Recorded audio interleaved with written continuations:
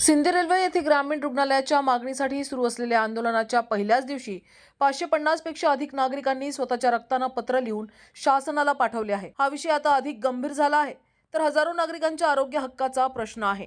उद्या व परवा आंदोलन अधिक तीव्र स्वरूपात सुरू राहणार आहे।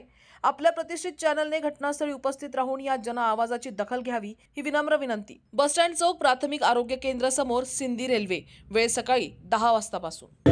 वर्धा जिल्ह्यातील सिंधी रेल्वे येथे एक भव्य आंदोलन सुरू आहे आणि या आंदोलनाचं स्वरूप आहे की 1000 पत्र माननीय मुख्यमंत्र्यांना नागरिकांनी स्वरक्ताने लिहिणार आहे। 1962 पासून इथे प्राथमिक आरोग्य केंद्र आहे आणि या प्राथमिक कुठलीही सुविधा नसल्याने आणि दिवसेंदिवस शहराची व आजूबाजूच्या खेड्याची लोकसंख्या वाढत असल्याने या इथे सुविधायुक्त एक ग्रामीण रुग्णालय व्हावं। या रुग्णालयामध्ये ECG झाली पाहिजे, सोनोग्राफी झाली पाहिजे, एक्सरे झाला पाहिजे। या सुविधायुक्त ग्रामीण रुग्णालय होण्याकरता अनेकदा शासनास मागणी केली, परंतु या उदासीन व निर्दयी शासनाने आजपर्यंत गेल्या 62 वर्षामध्ये कुठलाही त्याच्यावरती पाऊल उचललं नाही व ग्रामीण रुग्णालय मंजुरी संदर्भात कुठलाही ठोस निर्णय घेतला नाही। त्यामुळे आता एक आंदोलनाच्या स्वरूपातून ग्रामीण रुग्णालयाची मागणी सिंधीकर करत आहे। हे इथे आपण बघत असाल तर मोठ्या प्रमाणात लोक उत्स्फूर्त प्रतिसादाने आपल्या स्वरक्ताने पत्र लिहून माननीय मुख्यमंत्र्यांना पाठवत आहे की इथे ग्रामीण रुग्णालय मंजूर करावे।